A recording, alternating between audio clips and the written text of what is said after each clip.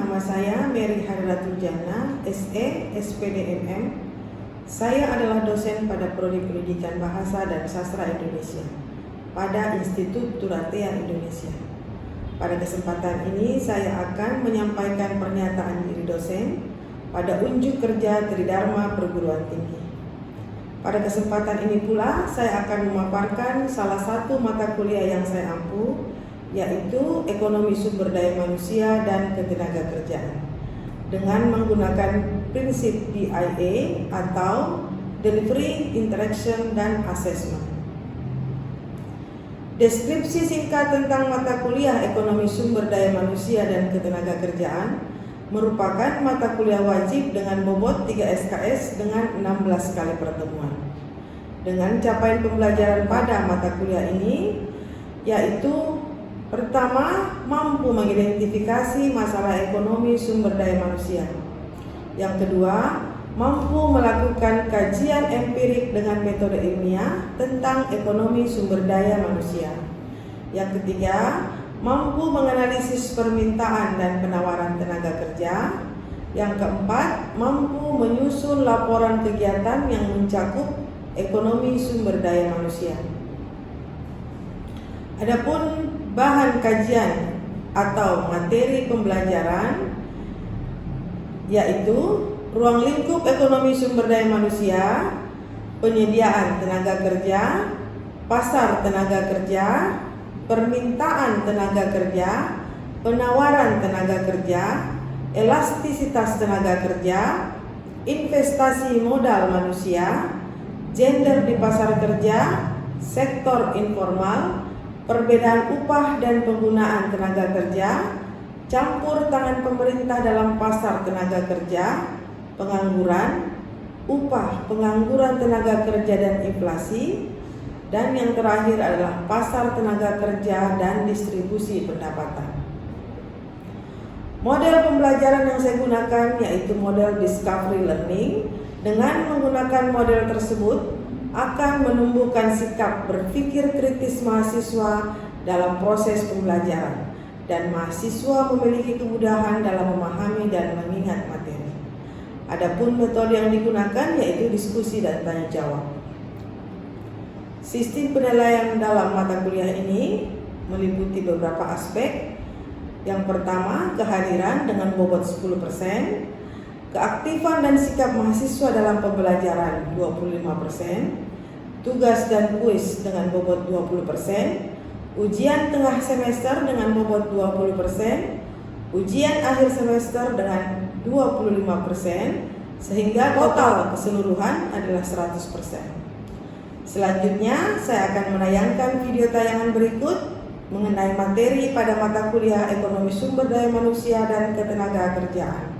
Selamat menyaksikan. Assalamualaikum warahmatullahi wabarakatuh.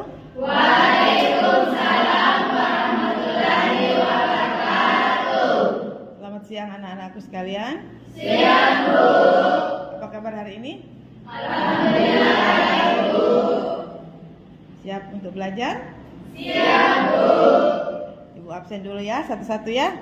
Siap, Bu. Nur Fitriani,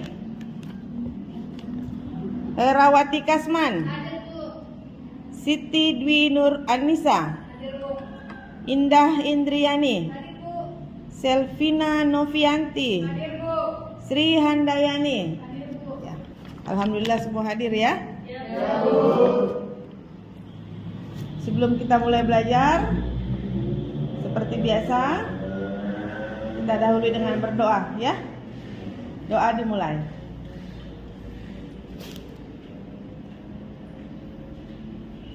Doa selesai. Pertemuan yang lalu kita sudah kita membahas kontrak perkuliahan ya. Aturan-aturan yang kita gunakan selama perkuliahan juga sudah dapat semua kan RPS-nya? Alhamdulillah. Jadi RPS itu adalah acuan kita dalam belajar ya. Jadi materi kita hari ini yaitu Ekonomi Sumber Daya Manusia dan Ketenagakerjaan. Tujuan pembelajaran kita yaitu mahasiswa mampu menganalisis ruang lingkup ekonomi sumber daya manusia dan ketenaga kerjaan. Yang kedua, kalian diharapkan mampu menggolongkan tenaga kerja, angkatan kerja, bukan angkatan kerja, jenis tenaga kerja, serta komponen tenaga kerja. Yang ketiga, mahasiswa diharapkan mampu menjelaskan penyebab terjadinya pengangguran serta upaya mengatasinya. Kita mulai dari definisi sumber daya manusia. Apa itu? Ada yang bisa? Apa itu sumber daya manusia? Ya, silakan. Assalamualaikum warahmatullahi wabarakatuh. Waalaikumsalam warahmatullahi wabarakatuh. Terima kasih atas kesempatan yang Ibu telah berikan, yaitu pengertian ekonomi sumber daya manusia.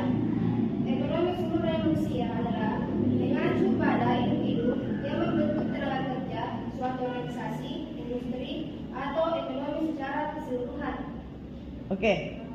Jadi sumber daya manusia dapat disimpulkan merupakan kemampuan fisik dan psikis manusia secara potensial dapat digunakan untuk tujuan produktif.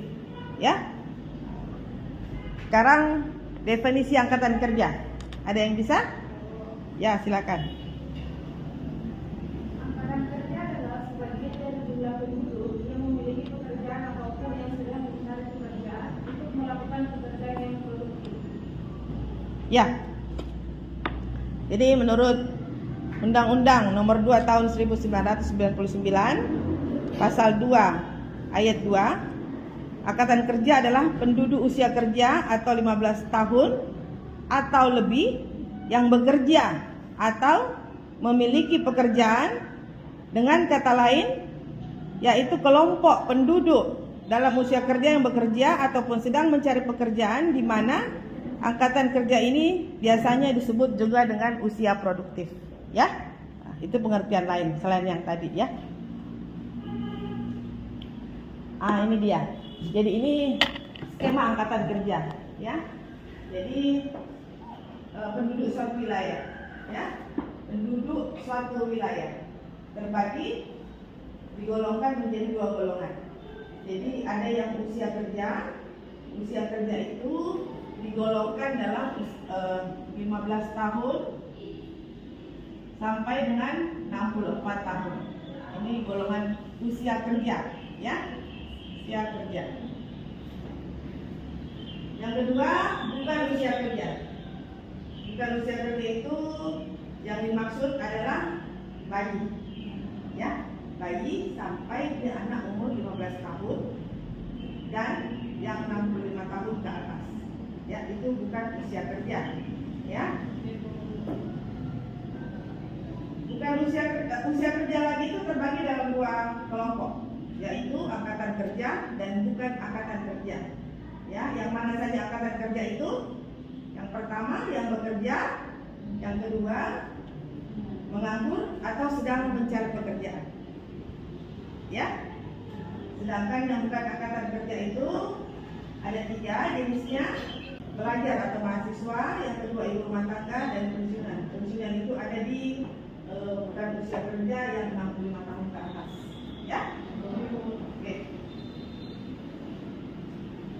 Nah, ini jenis-jenis tenaga kerja dapat dibedakan menjadi 2 kelompok, yaitu kelompok pertama itu tenaga kerja rohani, yang kedua tenaga kerja jasmani.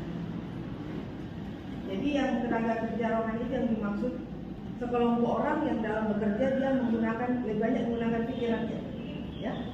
Contohnya pimpinan suatu perusahaan, manajer, yang mana dia ditugaskan untuk berpikir bagaimana memikirkan kemajuan suatu perusahaan, ya.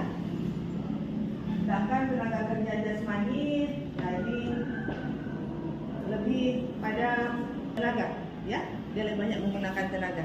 Jadi yang melaksanakan hal-hal yang sudah dipikirkan oleh pekerja rohani, ya. Dan pengimplementasiannya dalam pekerjaan itu dia yang mengimplementasikan, dia yang melaksanakan.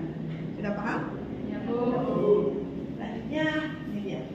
Jadi tenaga kerja jasmani itu dibedakan atas 3. Tenaga kerja terdidik. Jadi tenaga kerja yang sudah melalui proses pendidikan, ya. Seperti kalian sekarang ini sedang melalui proses pendidikan untuk menjadi tenaga pekerja terdidik ke depannya, insyaallah, ya. Yang kedua, tenaga kerja terlatih. Tenaga kerja terlatih. Yang ketiga, tenaga kerja tidak terdidik. Ini sangat mengandalkan jasmaninya, ototnya, ya. Kalau ini bagian ketiga ini tenaga kerja tidak terdidik, ya. Selanjutnya, penggolongan kerja menurut jam kerjanya, ya. Jadi terbagi atas 3, ada yang bekerja penuh, ada yang digolongkan setengah penganggur, dengan yang ada lagi yang dinamakan setengah penganggur kritis. Yang mana yang bekerja penuh? Yang bekerja penuh itu orang-orang yang bekerja dalam seminggu 35 jam atau lebih. Jadi orang-orang yang segolongan orang-orang yang selama seminggu itu dia bekerja 35 jam atau lebih, ya. Nah, yang kedua, setengah penganggur, orang atau segolongan orang yang bekerja kurang dari 35 jam dalam seminggu, ya. Sedangkan yang ketiga, segolongan orang yang bekerja yang dalam seminggu itu dia bekerjanya kurang dari 14 jam, ya. Oke, ini ada lagi kriteria bagi angkatan kerja untuk dapat memasuki dunia kerja. Jadi orang-orang yang berkriteria 5 di atas ini yang dianggap dapat memasuki dunia kerja, ya. Yang pertama itu dia dianggap mampu bersaing di dunia kerja jika dia memiliki pendidikan, ya. Pendidikan. Itu tadi masuk golongan orang-orang yang terdidik. Yang kedua, dia mempunyai keahlian khusus, ya, terampil dalam satu bidang, ya. Jadi selain dia terdidik melewati satu pendidikan formal, dia juga punya keterampilan yang lain, ya. Misalnya dia punya keahlian berbahasa asing, ya, 1 atau 2 bahasa asing yang dia bisa mengoperasikan komputer. Itu tidak harus dalam pendidikan formal, ya. Yang ketiga, pengalaman kerja. Jadi orang-orang yang punya pengalaman akan lebih mempunyai kesempatan yang besar dibanding dengan yang tidak punya pengalaman, ya. Yang ketiga, tentunya kesehatan yang prima. Orang yang sakit-sakitan tentunya banyak sekali kesempatannya untuk bekerja secara profesional, ya. Yang kelima, sikap dan kepribadian. Ini penting ini. Jadi seseorang itu akan terpuji jika dia mempunyai kepribadian yang baik, jujur terutama, disiplin terhadap waktu, ya. Kita bahas penganggurannya. Jadi pengangguran itu jenis-jenisnya dibagi menjadi 2 berdasarkan sifat dan berdasarkan penyebab. Jadi kalau berdasarkan sifat itu terbagi atas 3. Digolongkan akan 3, yaitu pengangguran terbuka, yang setengah pengangguran, dan pengangguran terselubung. Lucu ya pengangguran terselubung ini, nanti kita bahas, ya. Yang kemudian jenis pengangguran berdasarkan penyebab. Jadi pengangguran berdasarkan penyebab itu digolongkan dalam pengangguran struktural, pengangguran friksional, pengangguran musiman, pengangguran voluntary, pengangguran teknologi, dan deflasional.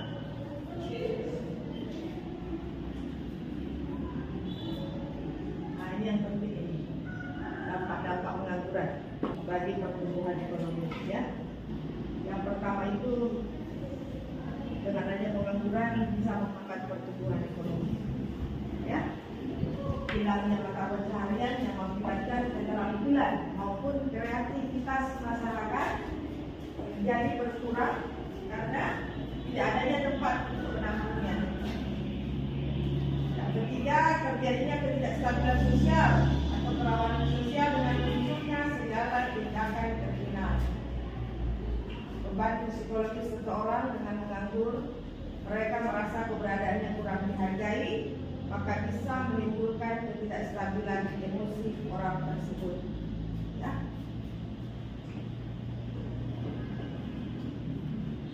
Nah, untuk menghindari hal-hal yang disebut sebelumnya, cara mengatasi pengangguran yaitu perluasan kesempatan kerja melalui padat karya. Ini tugas pemerintah ya, tugas pemerintah. Yang kedua, proyek transmigrasi untuk pemerataan tenaga kerja. Yang ketiga, pemerintah harus meninjau kembali aturan-aturan yang ada atau dikenal dengan istilah deregulasi atau debirokratisasi yang bisa menarik investor asing dan bisa meningkatkan ekspor barang. Yang ketiga, meningkatkan sektor informal dari perekonomian masyarakat. Dan yang terakhir, meningkatkan kualitas tenaga kerja melalui pelatihan dan pendidikan. Nah, ini upaya-upaya pemerintah dalam memperluas kesempatan kerja. Antara lain, meningkatkan usaha-usaha yang dapat mendorong tingkat produksi dan menjamin kestabilan harga. Misalnya dengan kebijakan seperti memberikan kredit dengan keringanan bagi pengusaha-pengusaha kecil. Yang kedua, meningkatkan usaha-usaha yang bersifat sektoral dan regional. Misalnya usaha pertanian, baik yang berupa intensifikasi maupun ekstensifikasi. Yang ketiga, meningkatkan usaha-usaha yang bersifat khusus. Misalnya memberikan bantuan pembangunan untuk proyek-proyek pekerjaan umum seperti pembuatan bendungan, saluran air minum, jalan raya, proyek reboisasi dan sebagainya. Yang ketiga, peningkatan kualitas kerja. Ya.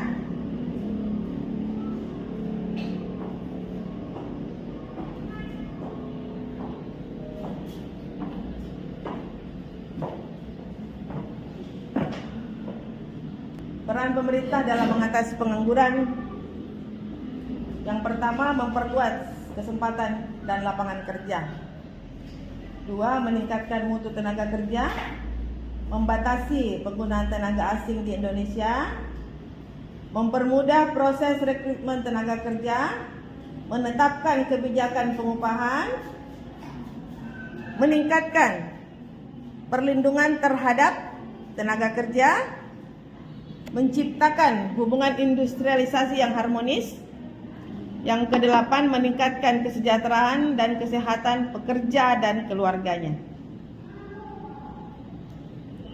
Ya, itu tadi materi yang Ibu sampaikan. Ada yang ingin bertanya? Ya, silakan, Wandi. Assalamualaikum warahmatullahi wabarakatuh. Waalaikumsalam warahmatullahi wabarakatuh. Pertanyaan saya yaitu, apa langkah pemerintah untuk meningkatkan sumber daya manusia yang ada di daerah-daerah pelosok? Sekian, terima kasih. Iya, tadi di poin terakhir ya, di slide terakhir itu, salah satunya yaitu fokus pada pendidikan, pelatihan, infrastruktur dan akses terhadap layanan dasar. Jadi mendorong masyarakat untuk sekolah, ya, sekolah. Yang kedua, salah satu contoh itu dukungan pemerintah terhadap masyarakat untuk mereka terdidik, yaitu adanya beasiswa. Ya, itu salah satu langkah-langkah pemerintah. Nah ini, ya, langkah-langkah peran pemerintah dalam mengatasi pengangguran, memperluas kesempatan kerja dalam lapangan kerja, jadi menciptakan pekerjaan-pekerjaan, ya, mutu tenaga kerja dengan pelatihan, ya, membatasi penggunaan tenaga kerja asing, jadi jangan sedikit-sedikit ambil tenaga asing dari luar, ya, mempermudah proses rekrutmen tenaga kerja, ya, menetapkan kebijakan pengupahan dan seterusnya. Itu langkah-langkah pemerintah. Bagaimana, Wandi? Oke, terima kasih. Ada lagi? Ya, silakan. Assalamualaikum warahmatullahi wabarakatuh. Waalaikumsalam warahmatullahi wabarakatuh. Terima kasih atas kesempatan yang telah diberikan. Baik, pertanyaan saya, apa yang dimaksud dengan pengangguran terselubung? Ini. Pengangguran terselubung. Jadi pengangguran pengangguran tersebut itu contohnya seperti ini. Ibu kasih contoh saja ya supaya kalian mudah memahami. Jadi seorang petani yang mempunyai sepetak sawah yang sekiranya dengan dia sendiri pun, si petani ini pun yang bekerja itu sudah cukup ya. Dengan dia sendiri pun mengolah sawah ini, sawah miliknya itu sudah cukup. Tetapi karena di rumah dia punya anak yang tidak bekerja, tidak punya kegiatan, akhirnya anaknya ini ikut dengan bapaknya turun ke sawah, bantu bapaknya, ya. Jadi anak-anak si petani ini yang dimaksud dengan pengangguran tersebut. Kerja tapi sebenarnya tidak menghasilkan, ya. Dia cuma bantu bapaknya. Itu contoh konkret tentang pengangguran tersebut. Paham sendiri? Oke, terima kasih. Ada lagi? Oke, sekarang kita masuk tahapan diskusi ya. Kita akan bagi dalam beberapa kelompok. Silakan. Oke, sudah dibagi kelompoknya? Ya, silakan lanjutkan diskusinya ya. Materi yang kasih tadi, silakan kalian diskusikan dengan kelompoknya masing-masing.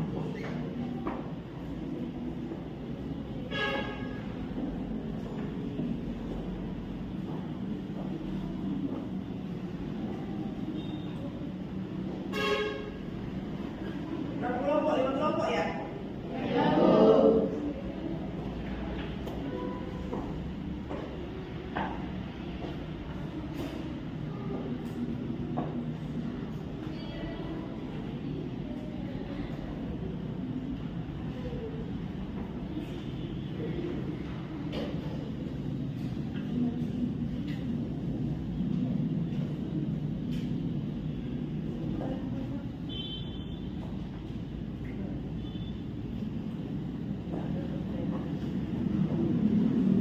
Ya, untuk presentasi kita berikan kepada kelompok kedua sebagai presentasi pertama.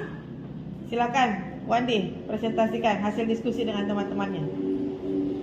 Bismillahirrahmanirrahim. Assalamualaikum warahmatullahi wabarakatuh. Waalaikumsalam. Terima kasih atas kesempatan yang diberikan untuk mempresentasikan hasil diskusi kami. Kami dari kelompok kedua saya perwakilan dari kelompok kedua akan mempresentasikan hasil diskusi kami, yaitu sumber daya manusia mencakup semua energi keterampilan, bakat dan pengetahuan manusia yang dipergunakan secara potensial dapat atau harus dipergunakan untuk tujuan produksi dan jasa-jasa yang dimanfaatkan. Sumber daya manusia yaitu kemampuan fisik dan psikis manusia yang secara potensial dapat digunakan untuk tujuan yang produktif.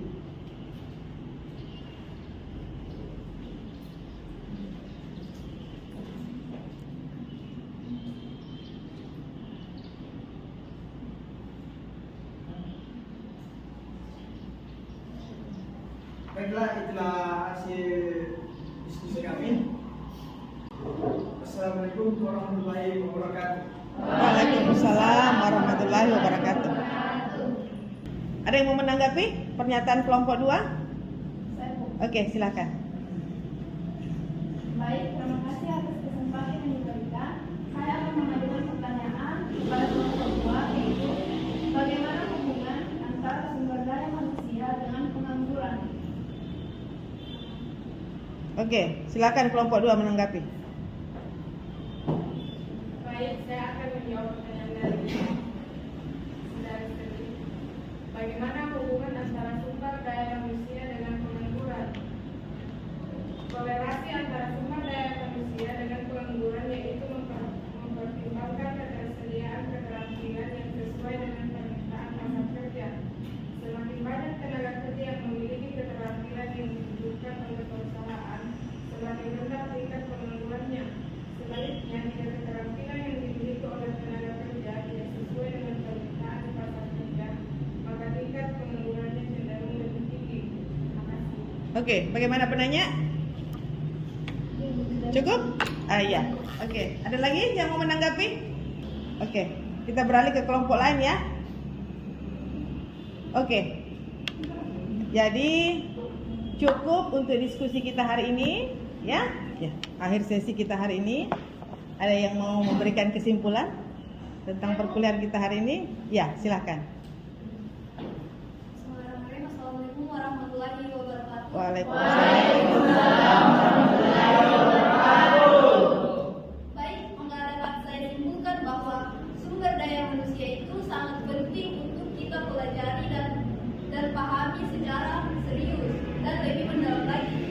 Karena ekonomi sumber daya manusia sangat berperan dalam tingkat pengangguran di Indonesia, yang dimana pengangguran ini adalah masalah yang cukup serius.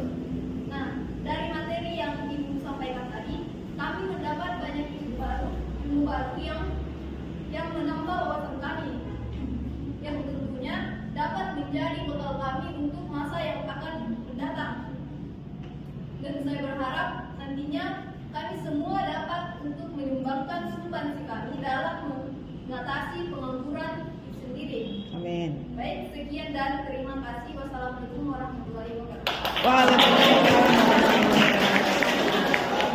Alhamdulillah ya, anak-anakku sekalian sudah membuat kesimpulan, berarti Ibu anggap kalian memahami betul apa yang kita sajikan hari ini.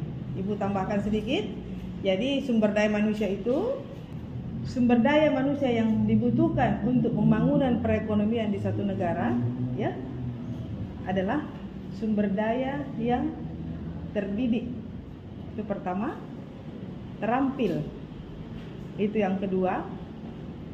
Yang ketiga adalah berkepribadian yang baik, ya. Jadi ketika sumber daya, kita memiliki sumber daya yang memenuhi kriteria tadi di atas yang Ibu sebutkan, maka itu akan membantu perekonomian kita berjalan dengan baik. Ya, itu tambahan sedikit dari yang temannya sudah simpulkan cukup bagus, itu Ibu tambahkan lagi di bawah sedikit. Ya. Sekian untuk perkuliahan kita hari ini, tapi sebelumnya Ibu akan memberi kalian sangu oleh-oleh, ya. Oleh-oleh. Jadi ini kalian kerjakan di rumah dalam bentuk PDF, kemudian kirim ke email Ibu, ya. Temanya yaitu analisis penyebab tingginya pengangguran tenaga kerja di Jeneponto, ya. Dan berikan solusi dan pemahaman kalian tentang ini. Jadi sajikan dalam bentuk PDF, kemudian kirim ke email Ibu, ya. Sehari sebelum pertemuan kita sudah Ibu terima, ya. Terima kasih anak-anakku sekalian. Wabillahi taufiq wal hidayah. Wassalamualaikum warahmatullahi wabarakatuh. Waalaikumsalam.